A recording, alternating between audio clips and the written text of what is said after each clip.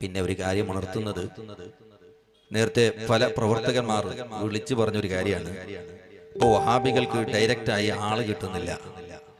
അപ്പൊ അതിനെ ഒരു കുതന്ത്രം നടത്തിക്കൊണ്ടിരിക്കുകയാണ് ചില മഹല്ലുകളിൽ.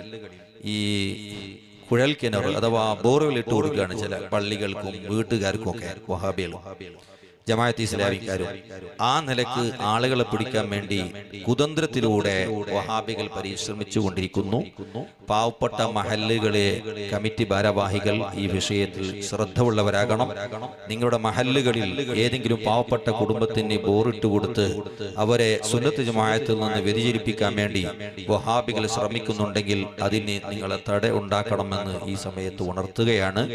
വഹാബികളുടെയും മൗദൂദികളുടെയും എല്ലാ കുതന്ത്രങ്ങളെ അറിയണം, അതിനെ സംബന്ധിച്ച് ബോധമുള്ളവരാകണമെന്ന് ഈ സമയത്ത് ഉണർത്തുന്നു. അസ്സലാമു അലൈക്കും വറഹ്മത്തുള്ളാഹി. അതുകൊണ്ട് സമസ്ത കേരള ജംഇയ്യത്തുൽ ഉലമക്ക് ഐക്യത്തിന്റെ പാഠം പഠിപ്പിക്കാനൊന്നും അബ്ദുള്ള കോയ മദനി വളർന്നിട്ടില്ല. അതിന്റെ ഉജ്ജ്വലമായ തീരുമാനങ്ങളുടെ പിന്നിലെ ആത്മീയമായ ശക്തിയെ നമ്മൾ തിരിച്ചറിയണം. 920 ഇവിടെ കടന്നു വരുമ്പോ ഈ രൂപത്തിലുള്ള വികൃതമായ ആശയങ്ങൾ ഒറ്റയടിക്ക് അവർ പറഞ്ഞിട്ടില്ല. അവര് പറഞ്ഞതെന്താ? ഞങ്ങൾ ഐക്യമുണ്ടാക്കാൻ വരുന്നവരാണ്, ഞങ്ങൾ നിഷ്പക്ഷ സംഘമാണെന്ന് പറഞ്ഞിട്ടാണ് അവർ കേരളീയ ഉമ്മത്തിനിടയിൽ പ്രത്യക്ഷപ്പെട്ടത്. ഏത് കാലത്ത്? മലബാർ ലഹളയുടെ എല്ലാ പ്രതിസന്ധിയും അനുഭവിക്കാൻ വിധിക്കപ്പെട്ട പാവപ്പെട്ട മുസ്ലിം ഉമ്മത്ത് സാമ്പത്തികമായി വിദ്യാഭ്യാസപരമായി വലിയ രൂപത്തിലുള്ള പ്രതിസന്ധികൾ അനുഭവിക്കുന്നതിനിടയിലാണ് വിശ്വാസപരമായി അവരുടെ വിശ്വാസത്തെ ഹനിക്കാനും അവരുടെ വിശ്വാസത്തെ വക്രീകരിക്കാനുമുള്ള ശ്രമവുമായിട്ട് ഇക്കൂട്ടർ കടന്നു വന്നത്.